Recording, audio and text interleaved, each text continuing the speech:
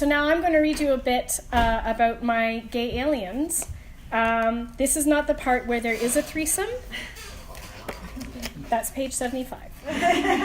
I made the point of saying that once at a family party, and my uncle stood up on the chair and started reading from that page. And I grabbed my little cousins' heads and covered their ears. Okay. So this is Triptych. He has chosen to be a he.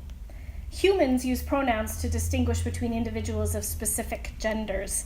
He has the reproductive organs of a male, or what the humans categorize as such, so he has decided that it is easiest to simply submit to the use of the aligned pronoun instead of insisting on the neutral.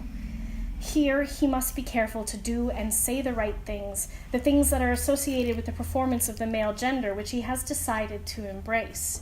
It is oftentimes confusing, and yet one more thing he must constantly remember to do in order to avoid attracting the wrong sort of attention. Reminders to himself are so constantly buzzing within the confines of his skull that he marvels that he has enough automatic memory left over to continue to breathe the too cool, over-oxygenated air of Earth. Odd that there are some things that he cannot say or do, things that he's not meant to enjoy simply because of his biology.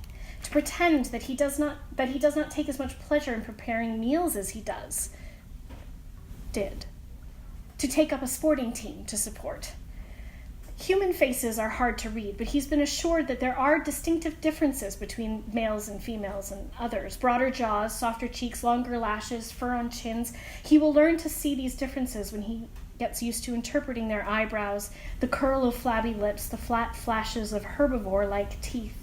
He will become accustomed, given enough time. And he will have nothing but time with these people. They cannot go back. He follows his guide up the corridor, lit with bulbs that make his skin hurt, glowing with a humming, audible brightness. His feet slip on the too smooth floor, and he has to grip with the wide pads of his toes, feel the click of curving claw nails against the ridiculously shiny tiles coated with too much polished wax. It is either that or suffer the dead feeling of deafness that he gets when he wears the shoes the specialists have given him.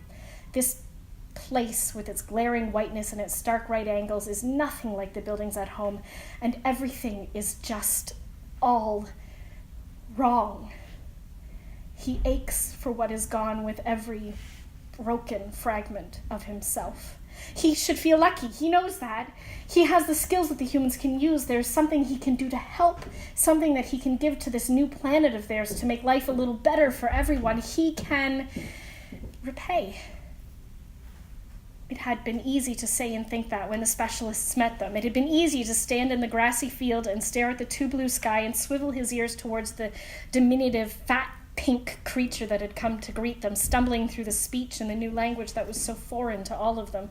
The hordes of diminutive, fat, multicolored creatures that shaded from pale peach to dark blackish brown that stood behind the first. It had been easy to volunteer and easy to speak up about his experience, easy to step forward and say, "Me!"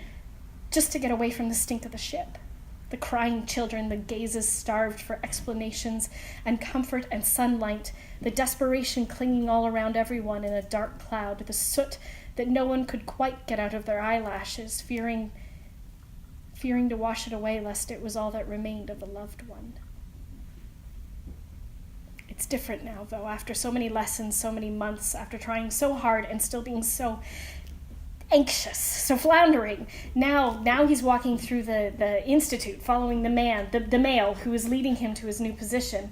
The life that is intended to be his will be, but was never supposed to be.